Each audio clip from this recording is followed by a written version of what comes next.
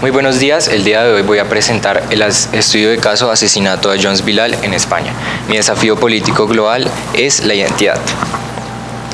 Mi cuestión política es ¿en qué medida Jones Bilal refleja los desafíos globales de discriminación racial y las limitaciones del acceso a la justicia en España? Hablando un poco sobre el contexto de este conflicto, es importante remontarse a el 2021, en donde anteriormente a esta fecha, España ya había sufrido múltiples escenarios violentos de discriminación racial y pese a estos escenarios no hubo ninguna pausa ni ningún tipo de acción de la población para intentar ponerle alto a estos actos discriminatorios. Entonces es aquí cuando ocurre el asesinato de Jones Bilal que le da un gran giro a esto. Es importante recalcar que pese a que cuando pasa esto se siguen remontando y se siguen presentando casos discriminatorios y actos violentos como el asesinato a George Floyd y la discriminación que sufre el jugador Vinicius Jr. en España. Hablando más sobre este conflicto, los actores involucrados son la víctima, Jones Bilal, un joven marroquí de 37 años de edad, el victimario, José Carlos Patricio BM y las autoridades españolas.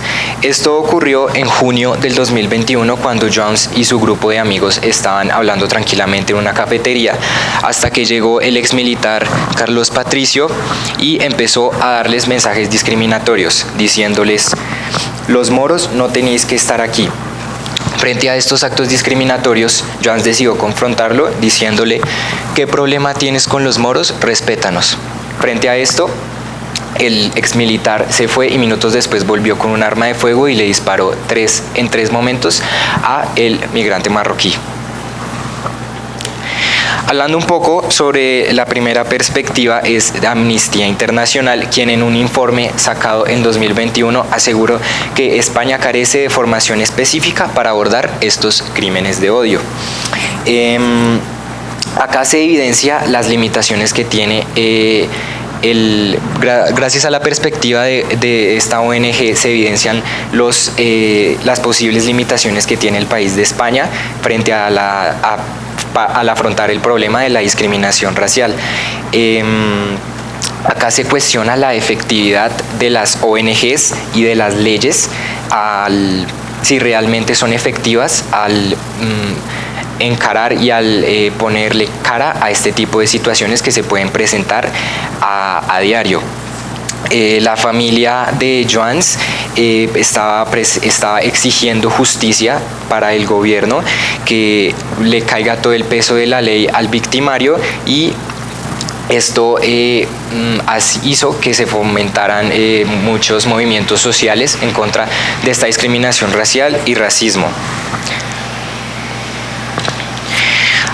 También podemos ver la perspectiva del Estado de España, quien en su artículo número 14 dice que se debe garantizar una protección a los derechos fundamentales de los migrantes y de todas las personas que estén dentro del territorio español. Esto generó un debate en el país, ya que por parte del alcalde de Mazarrón, que esto ocurrió en la región de Murcia, Mazarrón, lo definió como una víctima más y no se le ha hecho hasta el momento la remediación a la familia de Jones. En este sentido podemos acudir a los principios de la Constitución española, que usan el liberalismo como una fuente principal de su Constitución, que dice que todos los ciudadanos son iguales ante la ley, sin importar su etnia, su género ni ninguna característica física.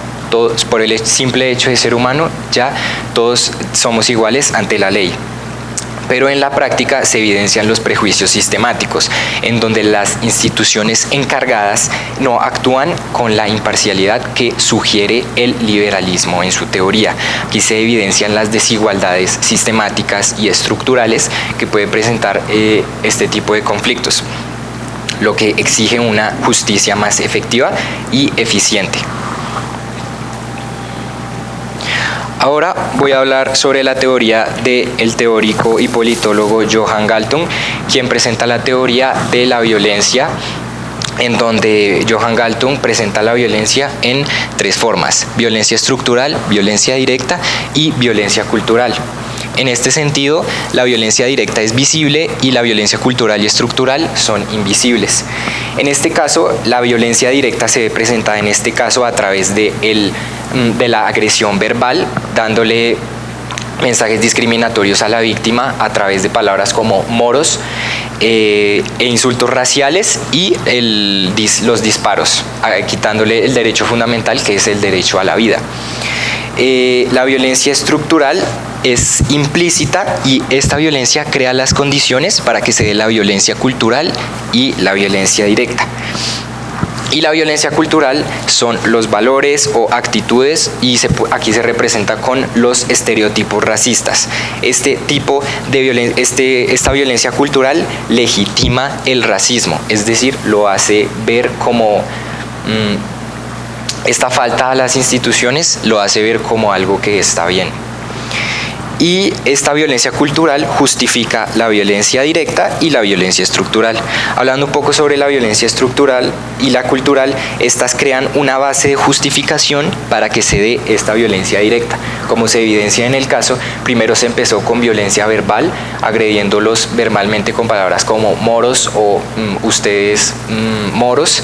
Esto perpetúa y justifica la violencia directa. Esto refuerza que la violencia estructural impide a las comunidades vulnerables a acceder a una protección un poco más efectiva, y pues a su vez estas dinámicas culminan en la violencia directa, las dinámicas de discriminación a través del lenguaje verbal soez en contra y pues agrediendo a la víctima.